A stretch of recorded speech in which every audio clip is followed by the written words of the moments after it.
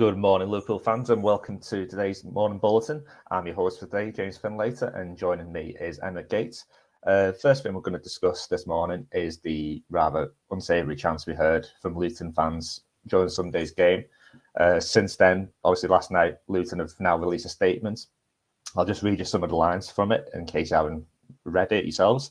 So it goes, Luton Town Football Club is saddened by reports of inappropriate chanting towards Liverpool supporters during yesterday's Premier League fixture at Kenilworth Road. While we do not wish to dampen the atmosphere at our home ground in any way, we are extremely disappointed that a small number of supporters soured the occasion with chants that may be interpreted as being in relation to tragedies that have affected Liverpool FC in the past. What has quickly become evident is that a number of people may have taken part without knowledge that the words used were in relation to the Hillsborough and Highsall tragedies, and we see the route to persuading supporters not to repeat these chants in future is through communication and education. Now, there was also a threat of ban for some supporters, but I don't know about you, Emmett, but that to me seemed like quite a weak and pretty poor statement from Luton myself. What did you make of it?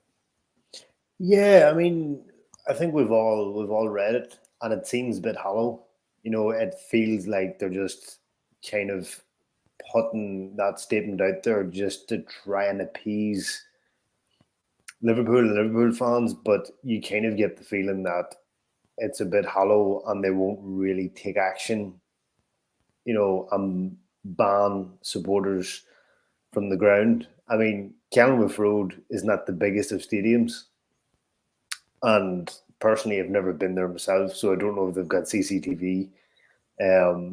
But I would imagine it wouldn't be too difficult to find out where the chanting started from and, identify those who were chanting the songs or the words, directed at Liverpool and ban them. I don't think it would be too difficult. So I feel it rings a bit hollow, this statement, and it feels like they're just kind of putting it out just to seen to be doing the right thing, but in reality, they really won't. Definitely, yeah. Also, the FA have released their own statement. I'll just quickly go through that as well. It just says, we are aware of the tragedy chanting during yesterday's Premier League fixture between Luton Town and Liverpool, and we are seeking observations from Luton Town and further detail from the police. We strongly condemn chanting of this nature and continue to work closely with our stakeholders across the game, including the clubs, leagues, fan groups, and the relevant authorities to proactively address the issue. Obviously, it's an issue that Liverpool fans seem to come across all the time now, and it seems, obviously, this season there have been kind of steps to try and cut this out. We're all getting a bit sick of it, I think it's fair to say, but what do you think is the right outcome in this situation? I mean, I think in the sense that, if the Luton fans are identified, they have to be banned because you have to set an example. But unfortunately, I don't think it's going to be the last time that this happens. And we're seeing a prominent rise, I think, in the last couple of seasons of tragedy chanting. Obviously, Liverpool get it with Highsall, Hillsborough, and then you have Manchester United fans get it with Munich. So it's disgraceful, and there's football chants and football banter, but this is not the type of jovial rivalry with the opposition fans that anybody wants to hear or see. And you can't see it ending anytime soon. And Luton throughout the words educating in there, and I think that's kind of what it boils down to. But even if people are educated, I think we won't see the end of this, and I think it's something that opposition fans use, and I think it would be a mistake to say fans don't know what they're chanting, because I think it's doubtful that many supporters don't know the background behind what they're saying. But I just can't see a world where the tragedy chanting ends, I think it'll always be around in some form. But it definitely seems like it's risen a lot, or this type of incident happens a lot, and it seems to have to be happening more frequently now over the last several years. Or maybe it always has been there, and it just hasn't been reported as much. But I just, for some reason, I can't see it ending anytime soon, sadly. Yeah, I mean, it is sad, and hopefully we do see a difference being made soon. Just moving on to other matters. Obviously, we got a good look at Andre on Saturday during the Copa Libertadores final. Obviously, a lot of Liverpool fans were impressed with his performance, and there are a lot of rumours that he could be on his way. So, what did you make of his performance? Yeah, I thought it was a good all-round solid performance. He was decent on the ball, and he can carry the ball, and you kind of look at him, and you do see that there is a player that Jurgen Klopp would like, and could mold. He's still young, Andre. He's still got a lot of his career in front of him, and I think he handled the big occasion well. Because obviously the pressure was on Fluminense because they effectively were playing a Champions League final at home in their home stadium. So the pressure on them was massive. They'd never won it before.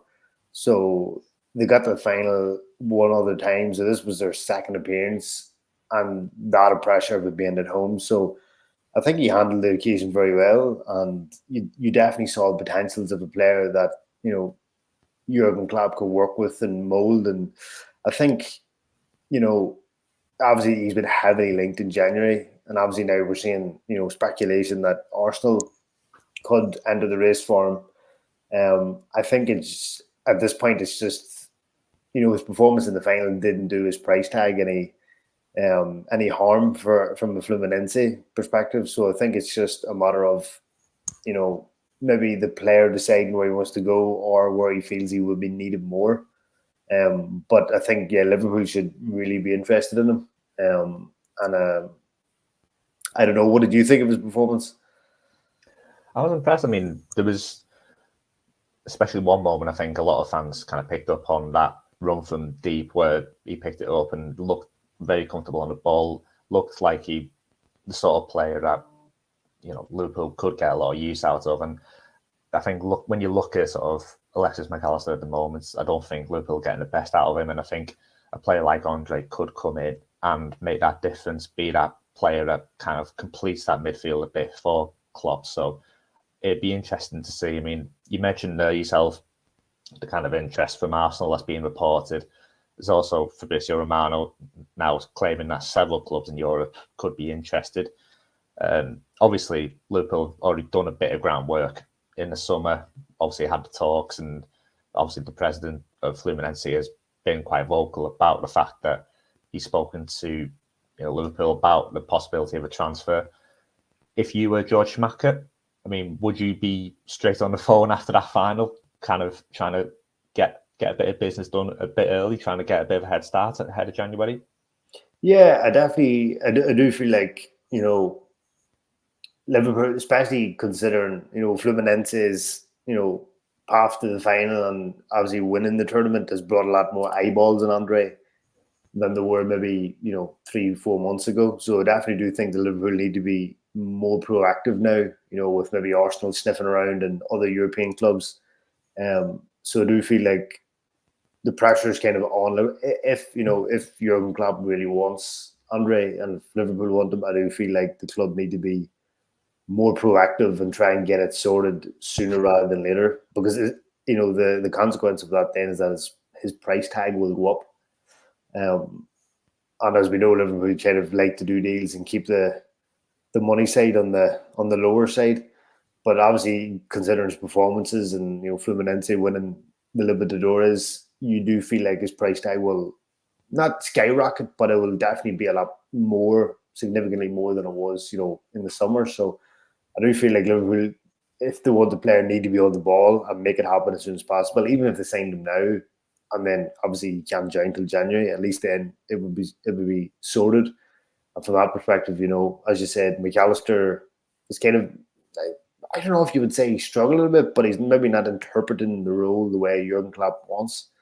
So having Andre in there, an extra body, a player that the club want, I think would be good for the second half of the season. Yeah, definitely. And it'll be interesting to see what happens now in January. Obviously, there's a lot of talk about Andre, and it does seem like that could be the first deal done. But that's all we've got time for this morning. So big thank you to Emma for joining me. And we will, of course, have plenty more news and reaction for you across the week. So especially leading up to Thursday's big Europa League game against Toulouse. So thanks for joining us today, and we hope we'll catch you soon.